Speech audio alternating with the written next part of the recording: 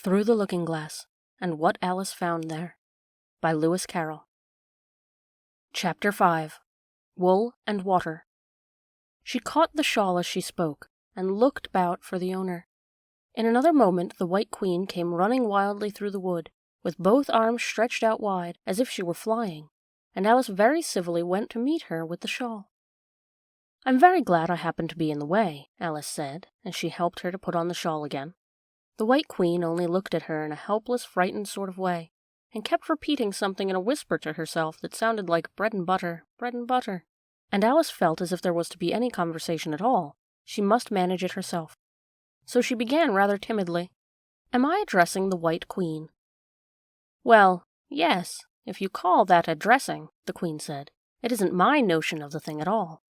Alice thought it would never do to have an argument at the very beginning of their conversation, so she smiled and said, "If your Majesty will only tell me the right way to begin, I'll do it as well as I can." "But I don't want it done at all," groaned the poor Queen. "I've been addressing myself for the last 2 hours. It would have been all the better, as it seemed to Alice, if she had got someone else to dress her. She was so dreadfully untidy. Every single thing's crooked, Alice thought to herself, and she's all over pins. "May I put your shawl straight for you?" she added aloud. "I don't know what's the matter with it," the Queen said in a melancholy voice. "It's out of temper, I think. I've pinned it here and I've pinned it there, but there's no pleasing it." "It can't go straight, you know, if you pin it all on one side," Alice said as she gently put it right for her. "And dear me, what a state your hair is in." "The brush has gotten tangled in it," the Queen said with a sigh, "and I lost the comb yesterday." Alice carefully released the brush and did her best to get the hair in order. "Come, you look rather better now," she said after altering most of the pins. "You really should have a lady's maid." "I'm sure I'll take you with pleasure," the Queen said. 2 pence a week, and jam every other day." Alice couldn't help laughing as she said, "I don't want you to hire me, and I don't care for jam." "It's very good jam," said the Queen. "Well, I don't want any today, at any rate." "But you couldn't have it if you did want it," the Queen said. "The rule is, jam tomorrow and jam yesterday, but never jam today." "It must come sometimes to jam today," Alice objected. "No, it can't," said the Queen. "It's jam every other day. Today isn't any other day, you know." "I don't understand you," said Alice. "It's dreadfully confusing." "That's the effect of living backwards," the Queen said kindly. "It always makes one a little giddy at first." "Living backwards?" Alice repeated in great astonishment. "I never heard of such a thing." "But there's one great advantage to it, that one's memory works both ways." "I'm sure mine only works one way," Alice remarked. "I can't remember things before they happen." "It's a poor sort of memory that only works backwards," the Queen remarked. "What sort of things do you remember best?" Alice ventured to ask. "Oh, things that happen the week after next," the Queen replied in a careless tone. "For instance now," she went on, sticking a large piece of plaster on her finger as she spoke. "There's the King's messenger. He's in prison now, being punished, and the trial doesn't even begin till next Wednesday, and of course the crime comes last of all." "Suppose he never commits the crime," said Alice. "That would be all the better, wouldn't it?" the Queen said, as she bound the plaster round her finger with a bit of ribbon. Alice felt there was no denying that. "Of course, it would be all the better," she said, "but it wouldn't be all the better as being punished." "You're wrong there, at any rate," said the Queen. "Were you ever punished?" "Only for faults," said Alice. "And you were all the better for it, I know," the Queen said triumphantly. "Yes. But then I had done the things I was being punished for," said Alice. "That makes all the difference." "But if you hadn't done them," the Queen said, "that would have been better still, better and better and better." Her voice went higher with each better, till it got quite to a squeak at last. Alice was just beginning to say, "There's a mistake somewhere," when the Queen began screaming so loud that she had to leave the sentence unfinished. "Oh, oh, oh," said the Queen, shaking her hand about as if she wanted to shake it off. "My finger's bleeding. Oh, oh, oh." Her screams were so exactly like the whistle of a steam engine that Alice had to hold both her hands over her ears. "What is the matter?" she said, as soon as there was a chance of making herself heard. "Have you pricked your finger?"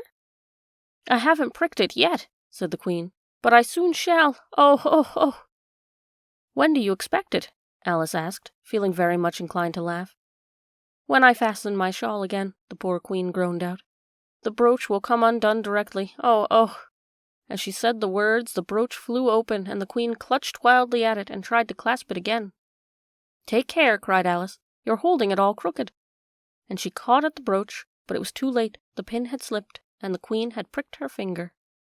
"That accounts for the bleeding, you see," she said to Alice with a smile. "Now you understand the way things happen here." "But why don't you scream now?" Alice asked, holding her hands ready to put over her ears again. "Why, I've done all the screaming already," said the queen. "What would be the good of having it all over again?" By this time it was getting light. "The crows must have flown away, I think," said Alice. "I'm so glad it's gone. I thought it was the night coming on." "I wish I could manage to be glad," the queen said, "only I never can remember the rule. You must be very happy living in this wood, and being glad whenever you like." "Only it is so very lonely here," Alice said in a melancholy voice, and at the thought of her loneliness 2 large tears came rolling down her cheeks. "Oh, don't go on like that," cried the poor queen, wringing her hands in despair. "Consider what a great girl you are. Consider what a long way you've come today. Consider what o'clock it is. Consider anything, only don't cry." Alice could not help laughing at this, even in the midst of her tears. "Can you keep from crying by considering things?" she asked. "That's the way it's done," the queen said with great decision. "Nobody can do 2 things at once, you know. Let's consider your age to begin with. How old are you?" "I'm 7½ exactly." "You needn't say exactually," the queen remarked. "I can believe it without that. Now I'll give you something to believe. I'm just 101, 5 months and a day." "I can't believe that," said Alice. "Can't you?" the queen said in a pitying tone. "Try again. Draw a long breath, and shut your eyes." Alice laughed. "There's no use trying," she said. "One can't believe impossible things." "I dare say you haven't had much practice," said the queen. "When I was your age, I always did it for a half hour a day. Why, sometimes I've believed as many as 6 impossible things before breakfast. There goes the shawl again." The brooch had come undone as she spoke, and a sudden gust of wind blew the queen's shawl across a little brook. The queen spread out her arms again, and went flying after it, and this time she succeeded in catching it for herself. "I've got it!" she cried in a triumphant tone. "Now you shall see me pin it on again, all by myself." "Then I hope your finger is better now?" Alice said very politely, as she crossed the little brook after the queen. "Oh, much better," cried the queen, her voice still rising to a squeak as she went on. "Much better, better, better, The last word ended in a long bleat, so like a sheep that Alice quite started. She looked at the queen, who seemed to have suddenly wrapped herself up in wool. Alice rubbed her eyes and looked again. She couldn't make out what had happened at all. Was she in a shop? And was it really a sheep that was sitting on the other side of the counter? Rub as she could make nothing more of it. She was in a little dark shop, leaning with her elbows on the counter, and opposite to her was an old sheep sitting in an armchair knitting, and every now and then leaving off to look at her through a great pair of spectacles. "What is it you want to buy?" the sheep said at last, looking up for a moment from her knitting. "I don't quite know yet," Alice said, very gently. "I should like to look all round me first, if I might." "You may look in front of you, and on both sides if you like," said the sheep. "But you can't look all round you, unless you've got eyes on the back of your head." But these, as it happened, Alice had not got, so she contented herself with turning around, looking at the shelves as she came to them. The shop seemed to be full of all manner of curious things, but the oddest part of it all was that whenever she looked hard at any shelf to make out exactly what it had on it, that particular shelf was always quite empty, though the others round it were crowded as full as they could hold. "Things flow about so here," she said at last in a plaintive tone, after she had spent a minute or so in vainly pursuing a large bright thing that looked sometimes like a doll and sometimes like a work-box, and was always in the shelf next above the one she was looking at. "And this one is the most thought-provoking at all, but I'll tell you what," she added as a sudden thought struck her. "I'll follow it up to the very top shelf of all. It'll puzzle it to go through the ceiling, I expect."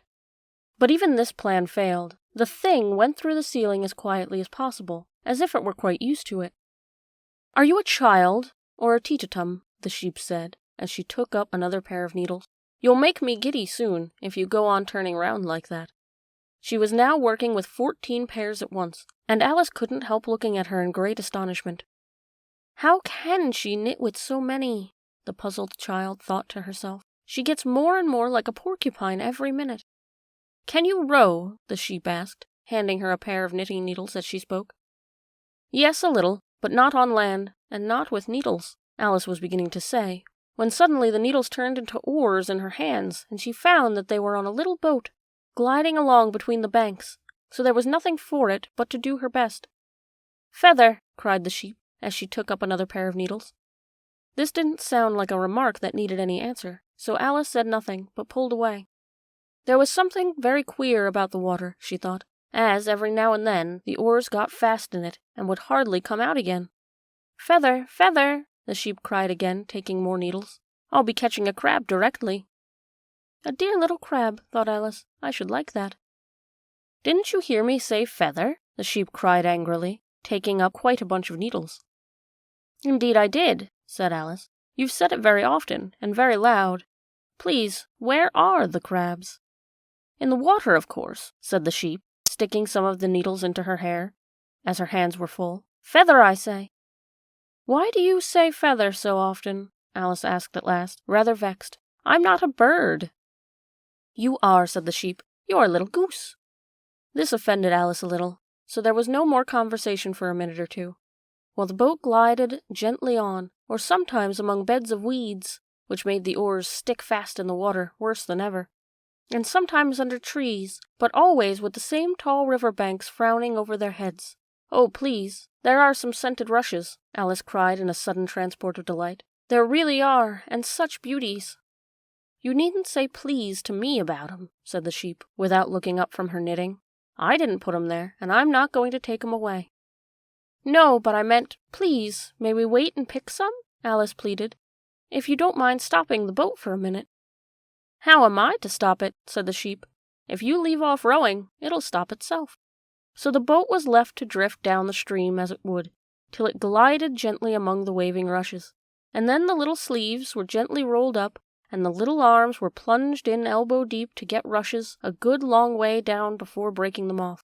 And for a while Alice forgot all about the sheep and the knitting, as she bent over the side of the boat, with just the ends of her tangled hair dipping into the water, while with bright eager eyes she caught at one bunch after another of the darling scented rushes. I only hope the boat won't tipple over, she said to herself. Oh, what a lovely one! Only I couldn't quite reach it. And it certainly did seem a little provoking, almost as if it happened on purpose, she thought, that, though she managed to pick plenty of beautiful rushes as the boat glided by, there was always a more lovely one that she couldn't reach. The prettiest ones are always further, she said at last, with a sigh at the obstinacy of the rushes in growing so far off. With flushed cheeks and dripping hair and hands, she scrambled back into her place, and began to arrange her new-found treasures. What mattered it to her just then that the rushes had begun to fade, and to lose all their scent and beauty from the very moment that she picked them? Even real scented rushes, you know, last only very little while, and these, being dream rushes, melted away almost like snow, and as they lay in heaps at her feet, but Alice hardly noticed this. There were so many other curious things to think about. They hadn't gone much farther before the blade of one of the oars got fast in the water and wouldn't come out again. So Alice explained it afterwards.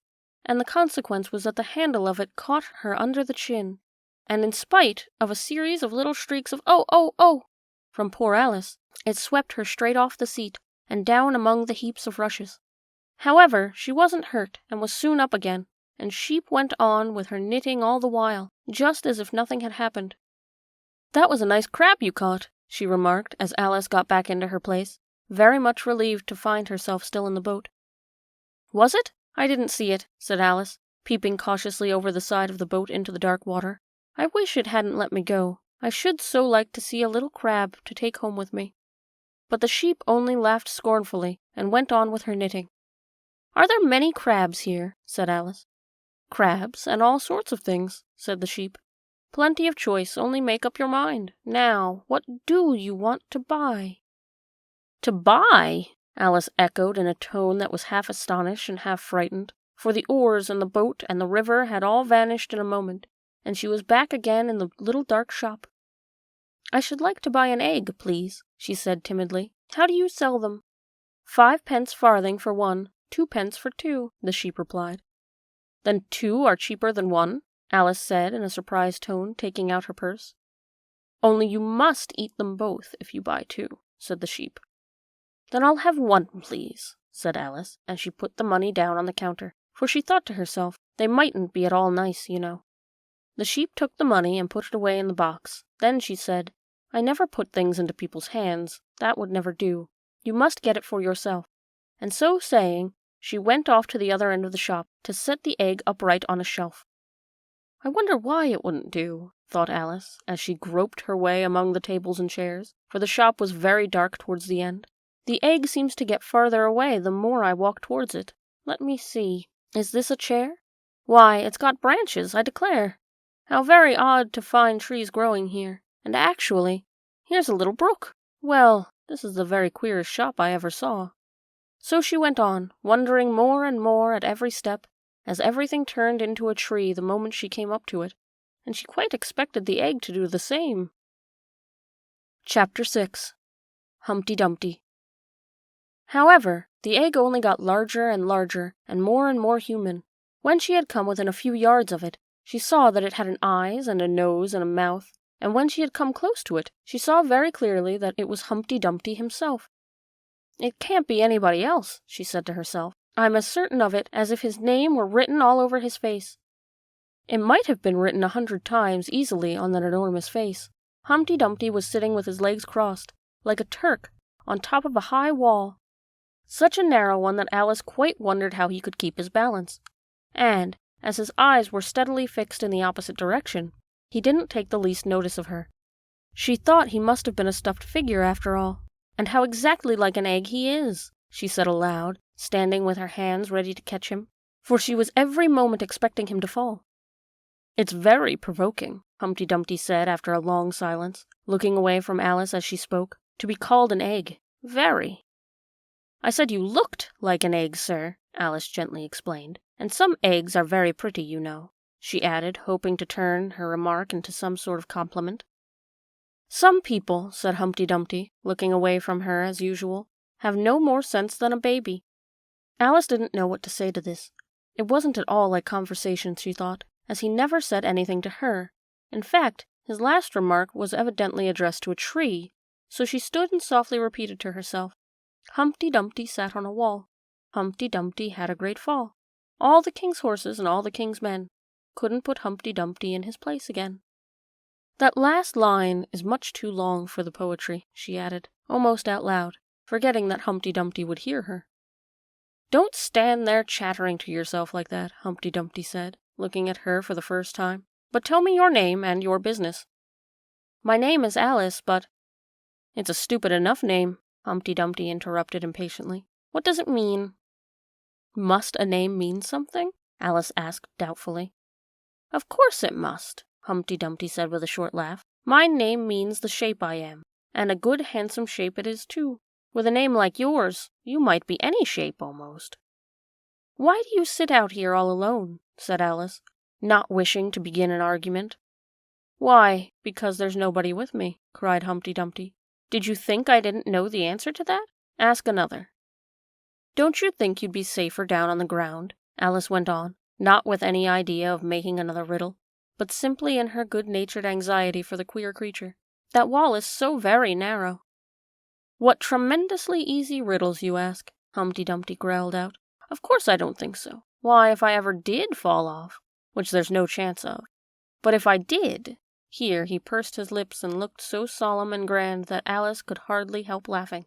If I did fall, he went on, the king has promised me, with his very own mouth, to send all his horses and all his men, Alice interrupted, rather unwisely.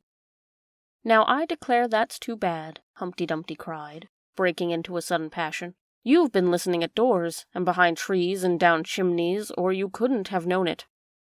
I haven't indeed, Alice said very gently. It's in a book.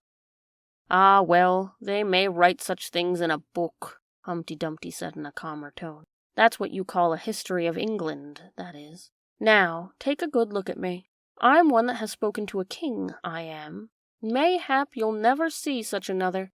"and to show you I'm not proud, you may shake hands with me." And he grinned almost from ear to ear as he leant forward, and as nearly as possible fell off the wall in doing so, and offered Alice his hand.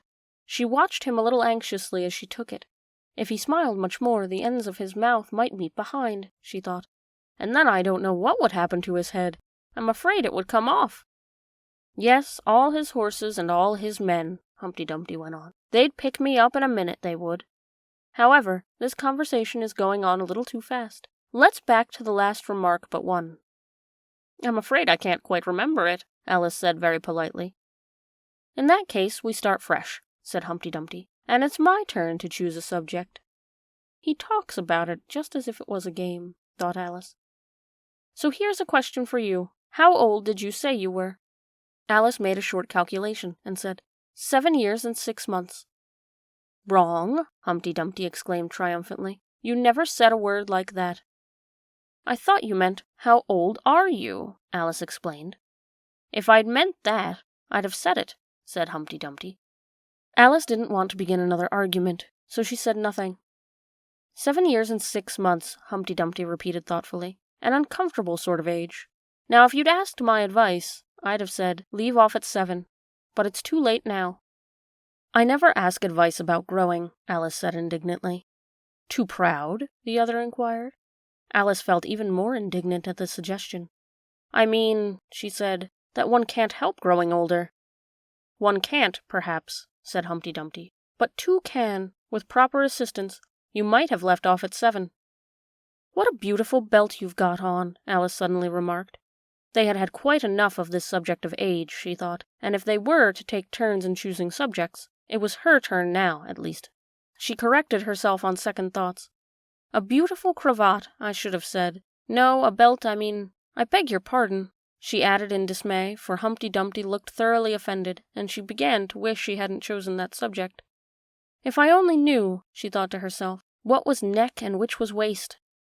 Evidently Humpty Dumpty was very angry, though he said nothing for a minute or two. When he did speak again, it was in a deep growl. "It is a most provoking thing," he said at last, "when a person does not know a cravat from a belt." "I know it's very ignorant of me," Alice said, in so humble a tone that Humpty Dumpty relented. "It's a cravat, child, and a beautiful one, as you say. It's a present from the White King and Queen. There now."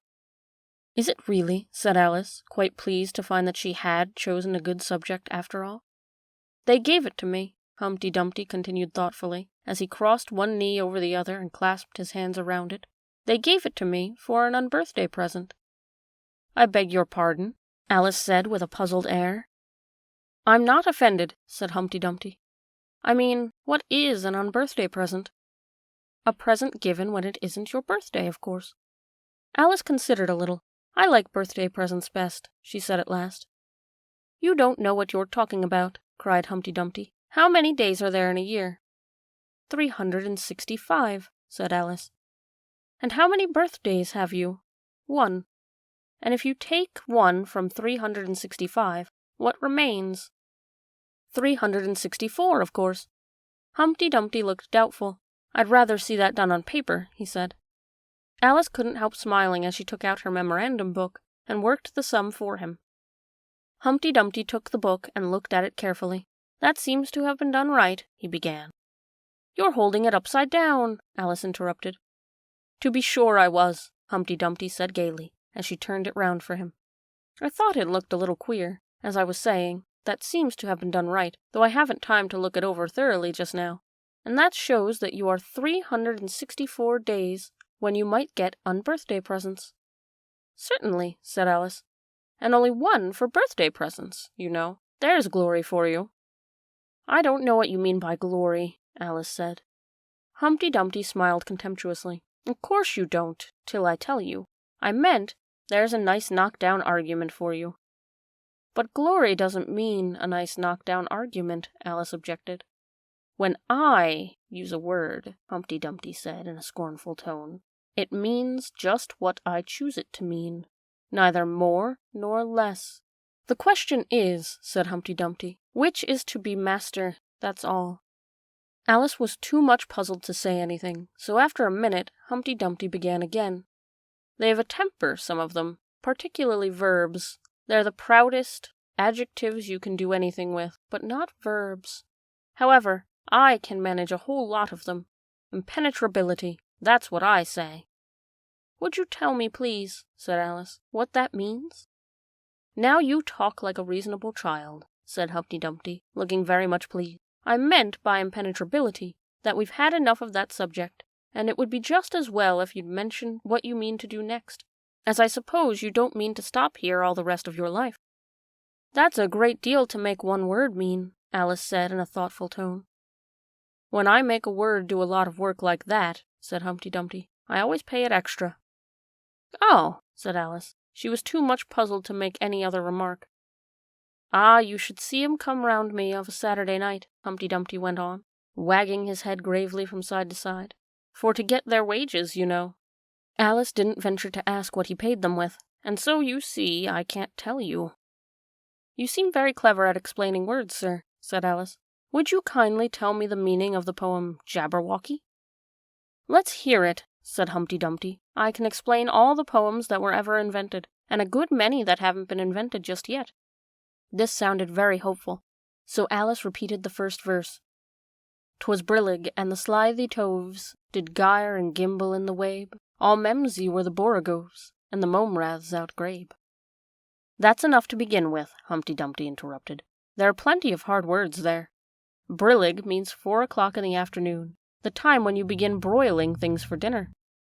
That'll do very well, said Alice. And slithy? Well, slithy means lithe and slimy. Lithe is the same thing as active.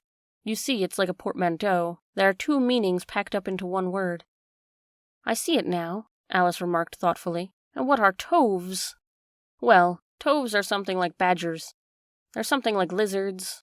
And they're something like corkscrews. They must be very curious-looking creatures. That they are, said Humpty Dumpty. Also, they make their nests under sundials. Also, they live on cheese. And what's the gyre and to gimble? To gyre is to go around and round like a gyroscope. To gimble is to make holes like a gimlet. And the wabe is the grass plot round a sundial, I suppose, said Alice, surprised at her own ingenuity. Of course it is. It's called wabe, you know, because it goes a long way before and a long way behind it. And a long way beyond it on each side, Alice added. Exactly so. Well then, mimsy is flimsy and miserable. There's another portmanteau for you. And a borogove is a thin, shabby-looking bird with its feathers sticking all around. Something like a live mop. And then momraths, said Alice. I'm afraid I'm giving you a great deal of trouble. Well, a rath is a sort of green pig, but mome, I'm not certain about. I think it's short for from home, meaning they'd lost their way, you know. And what does outgrabe mean? Well, outgrabing is something between bellowing and whistling, with a kind of sneeze in the middle. However, you'll hear it done, maybe, down the wood yonder, and when you've once heard it you'll be quite content. Who's been repeating all that hard stuff to you? I read it in a book, said Alice, but I had some poetry repeated to me much easier than that by Tweedledee, I think it was. As to poetry, you know, said Humpty Dumpty, stretching out one of his great hands, I can repeat poetry as well as other folk, if it comes to that. Oh, it needn't come to that, Alice said hastily, hoping to keep him from beginning. The piece I'm going to repeat, he went on without noticing her remark, was written entirely for your amusement. Alice felt that in that case she really ought to listen to it, so she sat down and said thank you rather sadly. In winter, when the fields are white, I sing this song for your delight. Only I don't sing it, he added, as an explanation. I see you don't, said Alice. If you can see whether I'm singing or not, you've sharper eyes than most, Humpty Dumpty remarked severely. Alice was silent. In spring, when woods are getting green, I'll try and tell you what I mean. Thank you very much, said Alice. In summer, when the days are long, perhaps you'll understand the song. In autumn, when the leaves are brown, take pen and ink and write it down. I will, if I can remember it so long, said Alice. You needn't go on making remarks like that, Humpty Dumpty said. They're not sensible, and they put me out. I sent a message to the fish. I told them, this is what I wish. The little fishes of the sea, they sent an answer back to me. The little fish's answer was, we cannot do it, sir, because... I'm afraid I don't quite understand, said Alice. It gets easier further on, Humpty Dumpty replied. I sent to them again to say, it will be better to obey. The fishes answered with a grin, why, what a temper you are in! I told them once, I told them twice, they would not listen to advice. I took a kettle large and new, fit for the deed I had to do. My heart went hop, my heart went thump, I filled the kettle at the pump. Then someone came to me and said, the little fishes are in bed. I said to him, I said it plain, then you must wake them up again. I said it loud and clear, I went and shouted in his ear. Humpty Dumpty raised his voice almost to a scream as he repeated this verse, and Alice thought with a shudder, I shouldn't have been the messenger for anything. But he was very stiff and proud, he said, you needn't shout so loud. And he was very proud and stiff, he said, I'd go wake them if... I took a corkscrew from the shelf, I went to wake them up myself. And when I found the door was locked, I pulled and pushed and kicked and knocked. And when I found the door was shut, I tried to turn the handle, but... There was a long pause. Is that all? Alice timidly asked. That's all, said Humpty Dumpty. Goodbye. This was rather sudden, Alice thought, but after such a very strong hint that she ought to be going, she felt that it would hardly be civil to stay. So she got up and held out her hand. Goodbye, till we meet again, she said as cheerfully as she could. I shouldn't know you again if we did meet, Humpty Dumpty replied in a discontented tone, giving her one of his fingers to shake. You're so exactly like other people. The face is what one goes by, generally, Alice remarked in a thoughtful tone. That's just what I complain of, said Humpty Dumpty. Your face is the same as everybody has. 2 eyes, so, marking their places in the air with his thumb, nose in the middle, mouth under. It's always the same. Now if you had 2 eyes on the same side of the nose, for instance, or a mouth at the top, that would be some help. It wouldn't look nice, Alice objected. But Humpty Dumpty only shut his eyes and said, wait till you've tried. Alice waited a minute to see if he would speak again, but as he never opened his eyes or took any further notice of her, she said goodbye once more, and getting no answer of this, she quietly walked away. And she couldn't help saying to herself as she went, of all the unsatisfactory... She repeated this aloud, as it was a great comfort to have such a long word to say. Of all the unsatisfactory people I ever met. She never finished the sentence. For at this moment, a heavy crash shook the forest from end to end,